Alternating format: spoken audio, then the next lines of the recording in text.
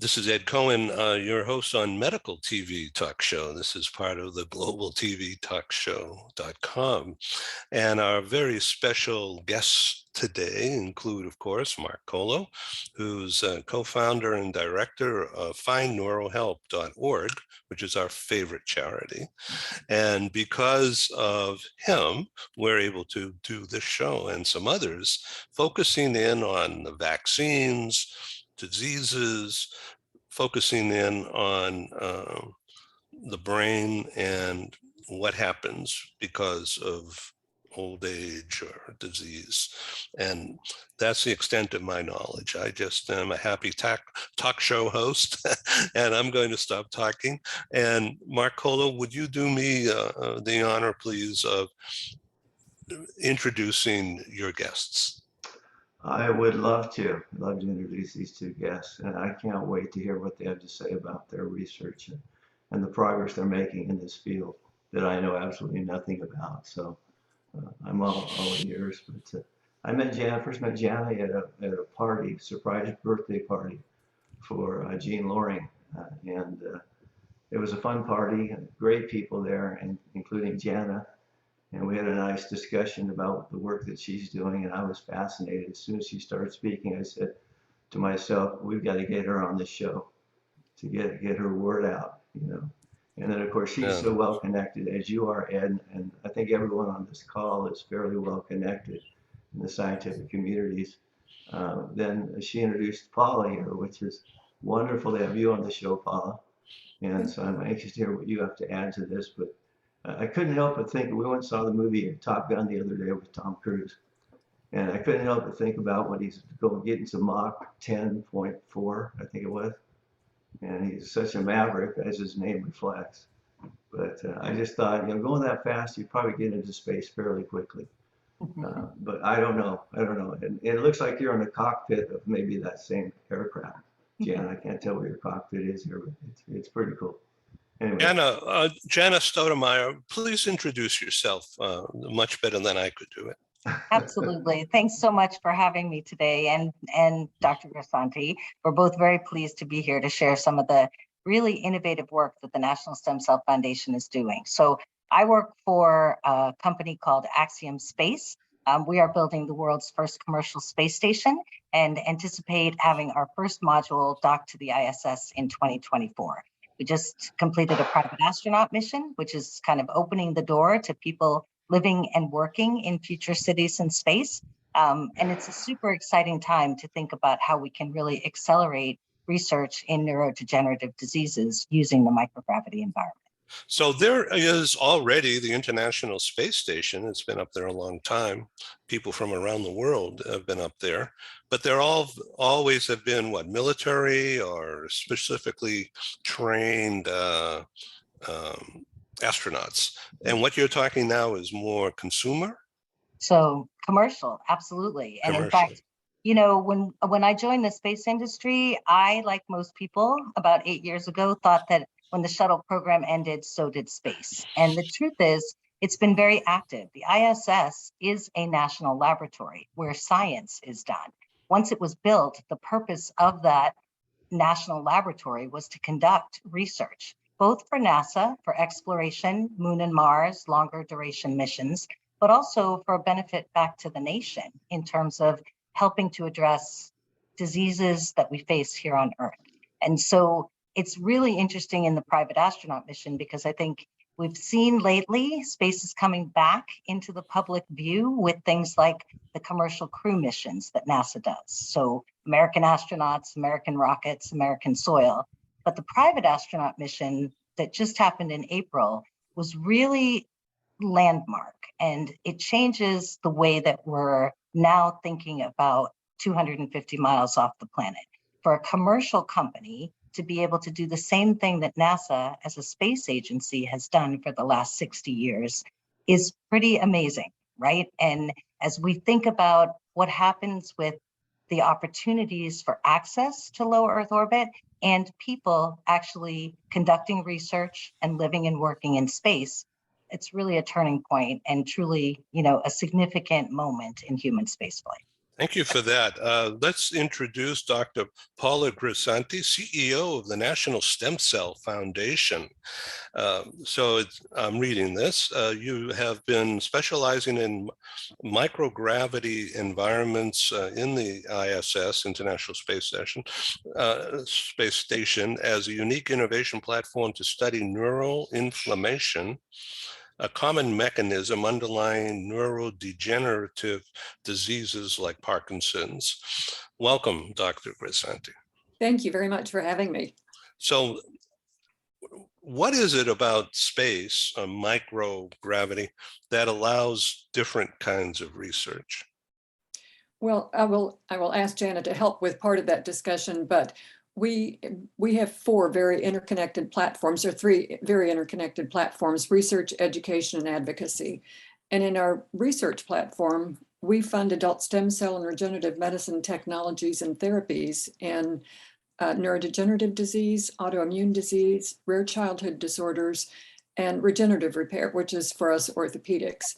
And about, Jenna, has it been 5 years? 4 or 5 years ago, a friend of mine called me and said, you did me a favor a long time ago, and I'd like to pay it forward. So if you have research project you think would benefit from a study in space, I want to help you do that. And that was Chris Kimmel, who was the founder of Space Tango. And I knew nothing about space. But about 2 weeks later, I was going to be at the World Stem Cell Summit, and Chris said, you have to meet Jana Studemeyer. And so I finished a meeting, Jana came out of a meeting, and we sat and talked in the hallway for probably 2.5 hours. And I came away a believer. So I actually put two of our funded researchers together, Jean Loring, who was then at Scripps Research Institute, and Valentina Fossati, who's at the New York Stem Cell Research Institute, and put them together because Jean is working on trying to get cells to do what she wants them to do. Valentina is trying to get the other cells in the neighborhood to be happy and take care of that cell. So I thought it would be a great marriage. I put them together, called Chris back. I thought he meant for free. He did not mean for free, but we launched the first study, the first in kind study of neurodegeneration on the International Space Station. And we've done that with organoids, aggregates of cells from people who have Parkinson's disease and multiple sclerosis, but specifically primary progressive multiple sclerosis, and we're about to send them to the research station for the 4th time in July. Wow. So that's the kind of research I'm reading this, PD and PPMS. Yeah, primary progressive MS. The organoids that represent those disease states in various people, you can watch in 3D. It's a study you cannot do on Earth. You can only do this in space, but you can watch the cells interacting and talking to each other in real time. And if you can do that with a new cell replacement, maybe you could identify that spot where things start to go south and intervene with a therapy that would stop it from happening. So you get an early diagnosis of Parkinson's or MS, and you get this therapy, and none of that happens. I see. Doctor, we lost some of your sound early in your talk about this. So if you don't mind just going back and saying PD and PPMS is what? So the organoids that we have sent to the International Space Station are made up of the cells of people who have Parkinson's disease and people who have primary progressive MS, a particularly aggressive form of MS. And you can see cells talking to each other in these organoids. You can see them talking to each other in space in a way that you cannot on Earth. You can, in 3D, you can watch those cells talking to each other, and the hope is that you could identify the point at which things start going south in those diseases. And if you can identify that point, maybe you can intervene with a new drug or cell therapy that would stop it from happening. So you've got an early diagnosis. When you're talking about cells talking to each other, that means they're reacting because of the chemicals? No, only about 30% of the cells in your central nervous system, your brain and spinal cord, are actually nerve cells. The other 70% are support cells. So every nerve cell has a community of cells that take care of it. They water it, feed it, take out the garbage, and keep it healthy. If they stop talking to each other, go on strike, but stop talking to each other for any reason, then they start neglecting that nerve cell and it starts to degenerate, which is what neurodegenerative disease is. So, so the question is, if you can see when that starts to happen and why, and literally, we're watching the support cells talking to each other around these nerve cells to watch and see if we can figure out a point at which things start going south. So is this something that you look at through a microscope, or is it in 3D 4-color?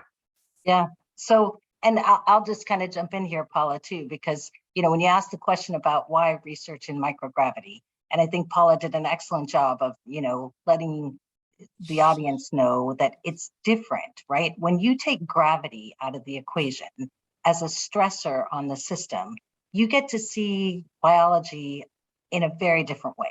The way that gene expression occurs, the way that cells signal to one another, even the shape of the cell is different when there's no gravity forces acting on it. And so as we think about the pathways for neuroinflammation, just as Paula was saying, so there's support cells, and, you know, not to get too technical for the audience, but there's a cell called a microglia that acts like the police, right? It's the scavenger to go in and sort of take out things that you don't want in that cell.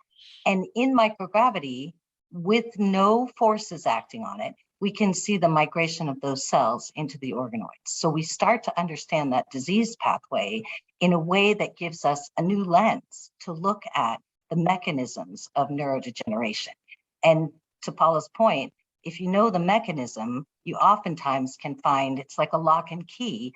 What's a therapy that could maybe intervene in that pathway so that it could be more effective as a treatment here on the ground? And we are using right now, in our next study that goes up, we're going to do a drug challenge of these organoids when we send them up. And we're going to look at them under a microscope and actually be able to see exactly that fluorescent label and the movement of those cells down this pathway. So would my organoids be different than Mark's? Yes, absolutely. Because I'm me and he's him. Right. And in fact, one of the things that, and you know, we have the National Stem Cell Foundation to thank for this, but we started with 4 patient cell lines and we've now expanded up to 8. And I think we're going even a little further than that in our next round. So what we want to do is try to look, is there a common marker maybe across these different patient lines that we're looking at? Obviously, there's causal mutations for things like Parkinson's disease. So we'll add in a cell line that has that causal mutation as well. None have been identified yet for primary progressive MS, but there's a strong sense that there probably are some genetic variations as well. So we want to look at the diversity of the population as well to not only see the specific pathway for a given patient, but to think about what's common across patients so that we can understand how to develop therapies that would be appropriate for the entire population. I don't know what to say. Okay, so Mark, why don't you talk about what you think of all this? I just am utterly amazed at what they're doing here and that they're getting into a new dimension of understanding and knowledge and learning. That's remarkable to me. I mean, I was diagnosed when I was 48 years old. It's early onset, as most of you know. If you're under 50, that's considered early onset. I had 3 children that were all under the age of 10 years old. I was a sole provider for my household. And no pressure, right? No pressure there, right? And I had in my mind the thought of, gee, where is this going to go? How fast is it going to go there? And I didn't know a lot about it, but I did my research. And what was amazing to me back then, even when I was diagnosed, was that talking to specialists, neurologists, and other specialists in the field of Parkinsonian disease, some of them would contradict each other. I had some that said, you know, nutrition doesn't matter at all, Mark. There's no correlation between nutrition and Parkinson's. And then it wasn't until recently someone said, boy, that's a big deal, nutrition. What you take into your stomach can get to your stomach wall linings and can work its way up to your brain And it's like your brain's on fire because it has inflammation, right? So totally contradicted what this other specialist said when I was much younger. But I just, the information, the data has to be accurate. It has to be. And you have to do the proper procedures to do the right research. And I just am fascinated about what's happening here in this field. And I can't wait to see what comes from it. But I've got stories I could tell you guys, but we don't have time, about some of the scientists I've moved. I've moved about 100 research scientists in the last 5 years of my career. And it's been a journey, and it's been an education, and it's been wonderful. So, anyway. Mark, we have time, so tell us a story. I'll tell you one story. This is a gentleman that some of you may know. His name is Howard Federoff, and he's a gentleman that I relocated from Georgetown University. He was the director of neurology there, and I relocated him out to UC Irvine, which was one of my largest clients when I was moving laboratories. I moved a ton of people into UCI, UCLA, USC, and built some good relationships. So when my client at UCI said, Mark, I need you to help me move a laboratory. Can you do it? I said, Dan, I can do it real easy. She said, no, can you do it? I said, yeah, I can do it. I need to know, Mark, if you can really do this project. I said, Diane, what are you worried about? She said, well, this guy that I'm asking you to relocate is going to be my boss's boss. And if you mess it up, I'll lose my job. So I said, Dan, no sweat, no problem. So I called Howard up. I said, Howard, what's your biggest concern about your move? And he just opened up right away and said, well, I'm glad you asked that. He said, I have 12 cryogenic freezers with 30,000 brain samples from individuals who've died with Parkinson's and Alzheimer's. I need your guarantee that nothing's going to happen to my life's work as you move it from coast to coast. What do you say to that? I've been in my industry for 40 plus years. And I know that the mistakes that can happen and the problems that can create havoc. And I didn't know what to say. But I said, Howard, what else are you concerned about? He says, well, the temperature of those freezers raises or decreases by more than 3 degrees. It's going to compromise my samples, and I can't afford to have that happen. So I said, Howard, I can't promise anything, but I'll do the very best I can.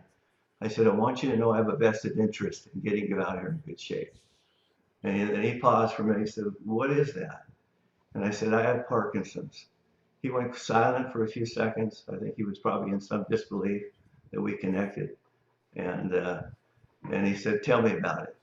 Well, I thought that was a great question. Tell me about it. Because he probably could write an encyclopedia on Parkinson's. But he asked me, tell me about your situation. And I kind of put him a little bit higher up in my esteem for him. Anyway, bright man, brilliant man. And ever since then, I've been able to meet some wonderful, wonderful people in this field. And I asked Howard's right-hand man, Massimo Fiandaca, who was a 25-year veteran in neurosurgery. I said, how smart is Howard?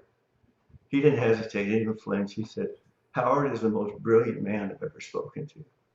And I guess when you go to Albert Einstein University, I guess that proves you have some credentials there, I would think. So anyway, that's just one of my stories. I've got others I can tell that are kind of fun stories, but I'll give it back to you, Ed. I'm going to give it to Jana. Okay. Well, first, I just want to say thank you for sharing. And obviously, having a vested interest, it's really interesting because even on our team, we have team members who are very much the same way, right? They're very invested in new ways to do research. And I think for me, the biggest gift that I've had in transitioning over to the space side is meeting someone like Paula, who is brave enough to be that kind of a trailblazer to say, let's look at things from a different perspective. And really, our 2.5-hour conversation that we had at the World Stem Cell Summit was talking about how different biology looks, right? And when I made my transition from pharma, biotech, and medical device, I knew nothing about space, but I was tired of hearing the word innovation when it didn't feel like we were doing things that were very innovative. And so to understand how I had to even shift my thinking to think about biology in a different way. And even our team, one of the things that is so fascinating is, in addition to the data that we are getting when we do these missions to ISS, the team thinks about their research from a whole different perspective. They ask different questions, right? Because they've just opened their mind to thinking about things in a much less traditional way. And I really think that that is going to be a key to accelerating our understanding in very difficult diseases like this. So without the support of someone like Paula and the National Stem Cell Foundation, and sort of the courage to take that path to say, let's try this, right? And let's see if there is a new opportunity for us to learn. That's how true progress is made. So I feel honored to be a part of this team. Dr. Paula, where are you located? We are in Louisville, Kentucky. And why there? I've never been there, but I moved here to go to graduate school a long time ago. Met my husband about 6 weeks after I got here, and I've been here ever since. Okay, that's great. So, Mark, we had somebody else on our show a few months ago who from UCI, and she transferred to Kentucky, right? Yeah, she did. Yeah, Ilana Masaudi, I think is what She was going to take over the department or something. She was an expert in infectious diseases. Yeah, that's right. And she wrote the book practically on how to explain COVID and these other viruses and how they progress. And I was a believer after she finished. I felt like just sleeping with a mask on at night when I go to sleep. I mean, it was crazy. Maybe you can, communicate with Dr. Paula about who that is, and you can. I'd love to know. You can send the show, or I could send it, so you can take a look. Anyway, she was one of our early guests on Medical TV. Yeah. So Dr. Paula, how long have you been doing the National Stem Cell Foundation? Just in the last couple of years, it's gotten a lot of press, but it's been around a while, much longer, right? We've been doing this for about 15 years. Mm-hmm. And we started with research and later added education and then advocacy to the platforms. But we have been doing research for about 15 years. But to Jana's point, it's innovative, except that where do you get to the new discovery? And can you find something different if you look at things differently? And this opportunity with Jana, number one, she made me a believer about space, but just the idea that cartilage grows faster in space, proteins fold differently. You can see things in space and you can watch interactions in space that you cannot on Earth. There is no other way to find something truly new, I don't think, without taking it to space, for cell therapy particularly. So how are people, Jana, how are people impacted by being in space? Although it's 250 miles, doesn't seem like a long distance. No, it doesn't seem that far, but in microgravity, and this is, a lot of research is done using the conditions of microgravity as an environment to model accelerated aging. Because when you think about the toll that it takes on an astronaut's body to be in microgravity, they lose bone, they lose muscle, their cardiac function is completely different. But a lot of the signs of what happens to their body mimic aging. So when we have these human models that we can put into that environment at a cellular level and really study that accelerated phenomena and understand diseases in a way that we could never do it here on Earth. I mean, in addition to the changes that we see at the cellular level, just the environment itself and the opportunity to give biology a chance to just do what it wants without the pressure of gravity impacting it. So when people go up to the space station and they are there for 6 months, they're probably under some kind of medical therapy while they're up there to compensate for this aging, right? Yes, absolutely. So exercise, and in fact, this is always kind of the fun part of astronauts that are on station today. I'll digress for just a second here, but most of the astronauts back in the shuttle days were builders and pilots because we were building the lab. Now, our astronaut corps are scientists. And so they go up there to do this work and to do the research on station. But they also have other jobs that they have to do, like keep the station running, do spacewalks, go out and change solar panels, right? But 2 to 3 hours of their day is spent exercising. just to counter the changes that they're experiencing while they're in microgravity. Some of them do take drugs that help them to reduce bone loss, but exercise is super important for them because that's the way that they can stay conditioned and their body can withstand that. If you notice, even when you saw Scott Kelly come back from the 1 year in space, he didn't step off that spacecraft, he was carried off, right? Because there's a lot of changes. And the first time that I actually heard someone say to an astronaut, "Thank you for your service," I thought, are you kidding? Like, that's the coolest job in the world. Like, thank you for your service. Then when I realized really what happens to their bodies in that environment and the toll that it takes, I understood that statement in a very different way. Stem cells, Dr. Paula. This is like a miracle kind of thing. I mean, you're applying science to this, and stem cells. If I don't know, tell me if I'm wrong, but don't they come from an embryo? No, we only fund adult stem cells. So embryonic stem cells come from in vitro fertilization clinics. You've had the 2 children you want to have, and you've got 4 frozen eggs. And what are you going to do with them? You can continue to keep them frozen. You can throw them away, or you can donate them to science. But we are Switzerland on the issue. But past birth, and actually cord blood is kind of the first type of adult stem cell. So if you're banking your baby's umbilical cord, you're banking what is essentially baby bone marrow. It's exactly like it's young bone marrow. It actually plays well together with people in a way that adult stem cell bone marrow does not. But in any event, it is something that, you know, when we were putting this together, when we were putting the foundation together, we thought that stem cells, and this, you're right, it was sort of a new thing. It was kind of a new discovery. But if I could rename us now, it would be the Regenerative Medicine Foundation, because stem cells are only a part of the full field of regenerative medicine. It includes technology, and it includes everything out there in the field that is moving the field forward.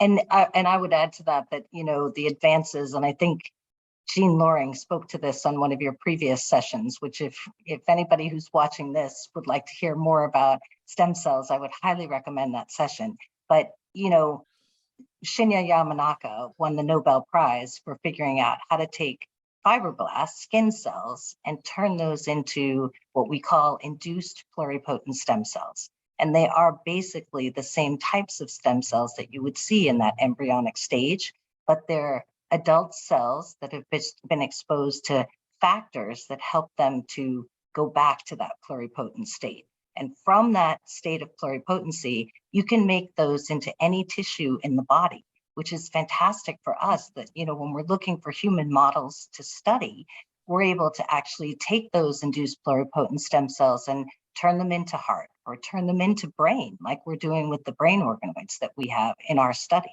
So it's a powerful tool, and our understanding of the stem cell field, you know, we're still learning, but it gives us a chance to not only model diseases and look at potential therapeutics, but also think about cell-based therapies. So to Paula's point, stem cells are kind of the regenerative medicine of the future.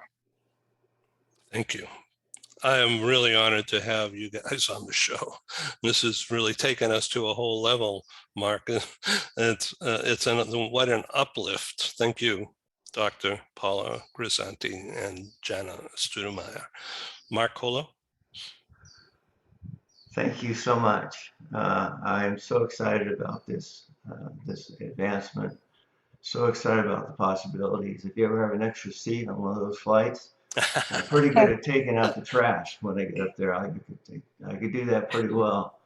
But no, I'd love to help further and participate in any way I can with the efforts you're doing. I think it's wonderful.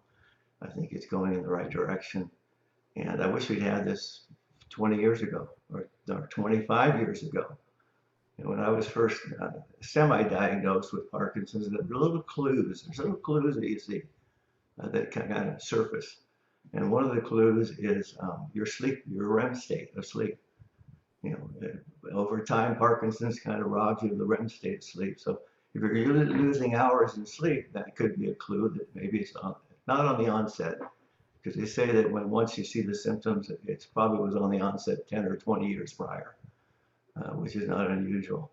But that's one thing. The other thing was I went to a chiropractor to adjust my back, and he said, this is interesting. I said, what's that? Your right leg is shorter than your left leg. And since it's asymmetrical, it impacts one side of the body more than the other. I had no clue that that was any kind of a concern for Parkinson's. So the more knowledge we can learn to be proactive and trying to address it early, the better off these patients are going to be. So anyway, that's my parting thoughts. Thank you so much for being on the show. Janet, before we leave, tell us about Axiom.